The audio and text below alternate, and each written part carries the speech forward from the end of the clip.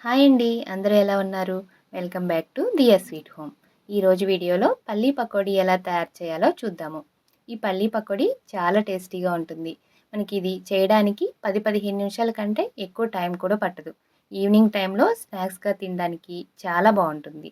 ఈ వీడియోలో ఈ పల్లీ పకోడీ ఎలా తయారు చేయాలో చూద్దాము. ముందుగా ఒక బౌల్ తీసుకుని అందులోకి 2 కప్పులు పల్లీలు వేసుకోవాలి. అందులోనే పావు కప్పు శనగపిండి, పావు కప్పు బియ్యపు పిండి వేసుకోవాలి. ఈ పిండిలనేవి ఈక్వల్ క్వాంటిటీలో తీసుకోవాలి.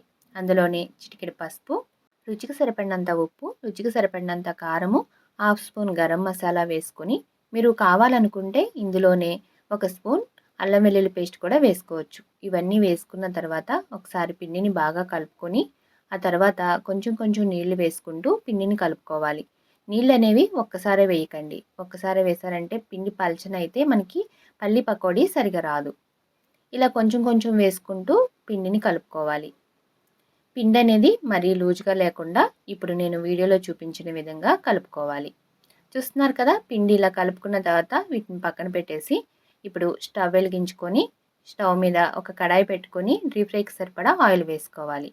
ఆయిల్ వేడయిన తర్వాత ఈ పల్లీలని ఇలా విడివిడిగా ఒక్కొక్కటి ఈ విధంగా వేసుకోవాలి.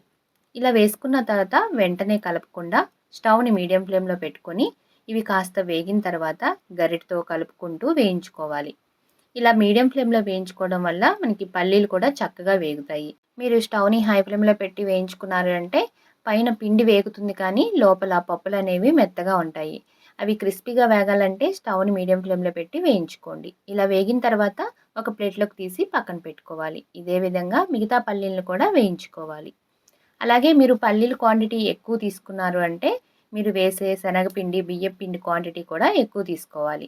ఇప్పుడు నేను 2 కప్పులు తీసుకున్నాను కాబట్టి శనగపిండి, బియ్యపిండి పావు కప్పు తీసుకుంటే సరిపోయింది. అదే మీరు ఇంకా ఎక్కువ పల్లీలు తీసుకుంటే పిండి అనేది ఇంకొంచెం ఎక్కువ వేసుకోండి. ఇలా అన్నీ వేయించుకొని ఒక ప్లేట్‌లోకి తీసి పెట్టుకున్న తర్వాత దీనిపైన కొంచెం కరివేపాకు వేయించుకొని ఈ విధంగా వేసుకుంటే మనకి షాప్‌లో లాగా ఎంతో టేస్టీగా ఉండే పల్లీ పకోడీ మనం ఇంట్లోనే ఇలా ఈజీగా తయారు చేసుకోవచ్చు. చూసారు కదా!